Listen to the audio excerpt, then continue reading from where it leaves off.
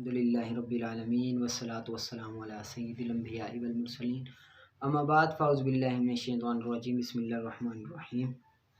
आपने तरकीब निकाल कर आए होंगे। अब जो हमने ना तरकीब करनी है ना, तो ये शरह मियात आमिल जो है ना, इसके आप 4 हिस्से कर लें। तो पहला हिस्सा ये ख़त्म होता है शुरू से लेकर अन्नऊ सादिस तक, 14 नंबर सफ़े पर जो है ना अन्नऊ सादिस। इससे पहले पहले आपने ना ये सारी तरकीब आपने निकाल कर आनी है सुबह, ठीक है।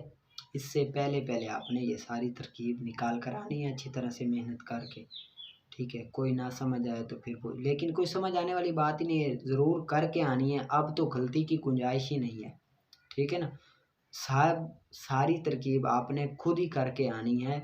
इसमें आप पूछने वाली बात ही नहीं रह गई, कुछ पूछना नहीं है, सारी खुद ही करनी है और अच्छी तरह से करके आनी है, ठीक है। आगे आप निकाले नूरुल हुदा का बाबू मा युफ़सिदुस सलात। बाब उन चीज़ों के बारे में है जिनसे नमाज फासिद हो जाती है, नमाज टूट जाती है। जिन चीज़ों से नमाज टूट जाती है उन चीज़ों के बयान में ये बाब है। वह हुआ समानियतुम व सित्तूना शैअन, ये 68 चीज़ें हैं। कितनी हैं? 68 चीज़ें हैं, 68 चीज़ें हैं जिनसे नमाज क्या होती है, टूट जाती है। शैअन, इन 68 चीज़ों में से कोई चीज़ भी पाई जाए तो नमाज क्या होगी, टूट जाएगी। अल कालिमतु, कलाम करना, वलौ सहवन औ खातन, भूल कर हो या गलती से हो। भूल कर और गलती से, भूल कर मसलन बंदा नमाज पढ़ रहा था, बंदे को याद नहीं आया कि मैं नमाज में हूँ या नहीं हूँ, दूसरे से कलाम कर दिए तो ये भूल कर होगा।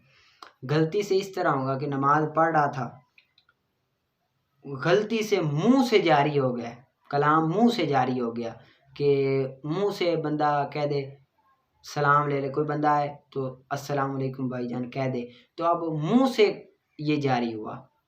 भूल कर के बिल्कुल पता ही नहीं है कि नमाज पढ़ रहा है कि नहीं। गलती और भूल में ये फ़र्क है।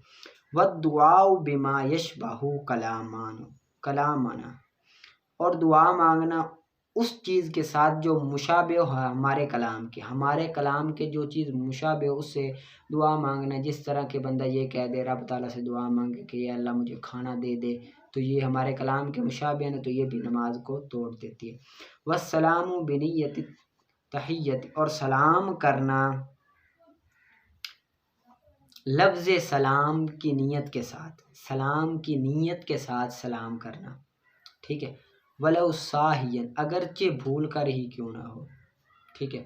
वरद्दुस्सलामी बिलिसानिही औ बिलमुसाफाहती, और रद्दु लुटाना सलाम को बिलिसानी ज़बान के साथ या मुसाफे के साथ, सलाम का जवाब देना ज़बान या मुसाफे के साथ।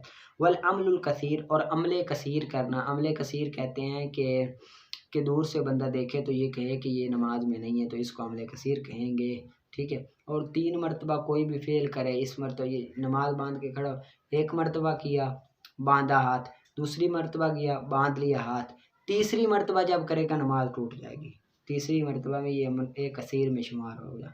व तहवीर सदरी अनिल किबलती, और सीने को फेर देना अनिल किबलती, किबले से इस तरह फिर जाना, तो ये भी नमाज को तोड़ देगा।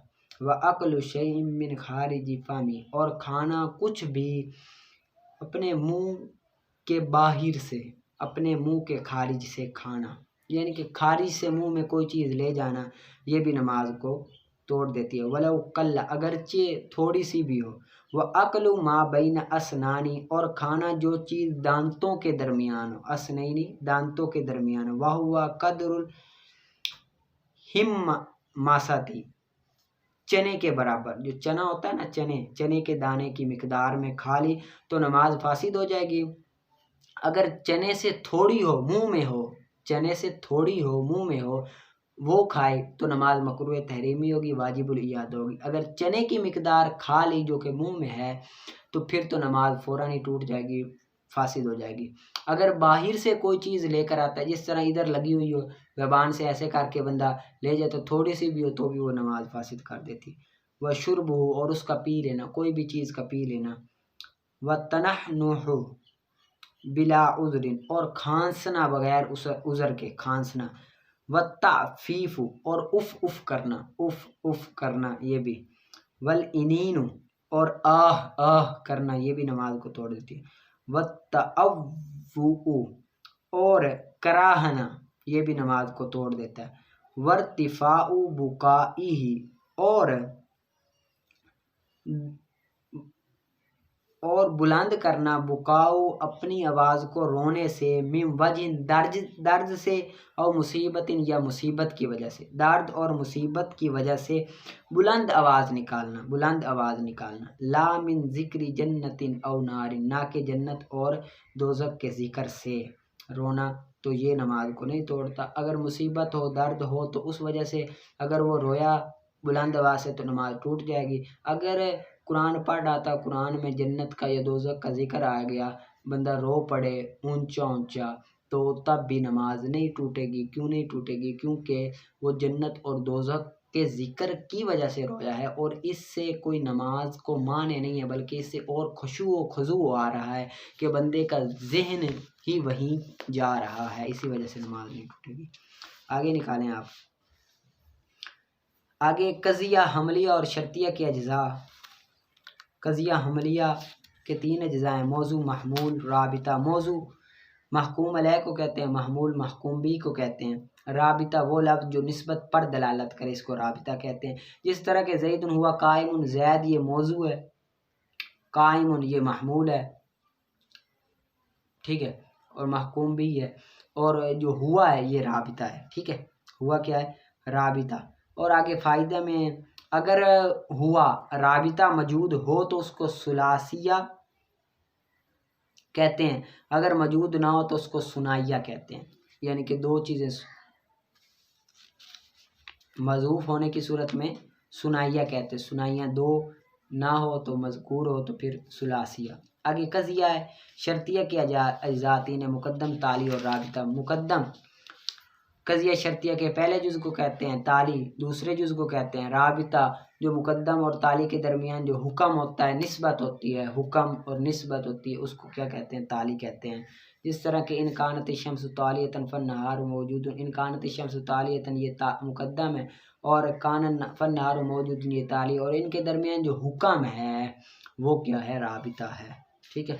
आगे कज़िया हमलिया की मुख्तलिफ एतबार की बिना पर 6 तरह से तकसीम होती है। राबिता के मज़कूर होने या ना होने के एतबार से, इजाब व सल्ब के एतबार से, हरफ सल्ब के मौजू व महमूल का जुज़ बनने या ना बनने के एतबार से, मौजू के कुल्ली या जुज़ी होने के एतबार से, वजूद मौजू के एतबार से, और जिहत के मज़कूर होने या ना होने के एतबार से। आगे राबिता मज़कूर होगा या नहीं होगा। अगर राबिता मज़कूर होगा तो उसको सुलासिया कहते हैं, अगर मज़कूर ना हो, माज़ूफ़ हो, तो उसको सुनाइया कहते हैं। पीछे भी हो गया, ठीक है। इधर तक आपने ये अच्छी तरह से याद कर लेना, और जो मैंने आपको शरमियत आमिल दी है वो आपने अच्छी तरह से निकाल कर उसको आना है। पूरी की पूरी गलती की कोई ही गुंजाइश बिल्कुल भी नहीं है, ठीक है। पढ़ा सुना कबूल।